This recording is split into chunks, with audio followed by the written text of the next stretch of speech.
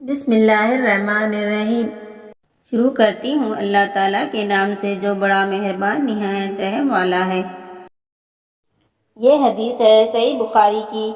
رسول اللہ صلی اللہ علیہ وسلم نے فرمایا، جس نے یہ کلمہ کہے کہ اللہ کے سوائے کوئی معبود نہیں، وہ تنہا ہے، اس کا کوئی شریک نہیں، اس کے لیے بادشاہی ہے اور اس کے لیے تعریفیں ہیں، اور وہ ہر چیز پر قدرت رکھنے والا ہے، دن میں 100 دفعہ پڑھا کریں، اس سے 10 غلاموں کو آزاد کرنے کا ثواب ملے گا، اور اس کے لیے 100 نیکیاں لکھ دی جائیں گی، اور اس کے سوائے برائیاں مٹا دی جائیں گی، اور اس دن وہ شیطان کی شر سے محفوظ رہے گا شام تک کے لیے، اور کوئی شخص اس دن اس سے بہتر کام کرنے والا نہیں سمجھا جائے گا سوائے اس کے جو اس سے زیادہ کرے۔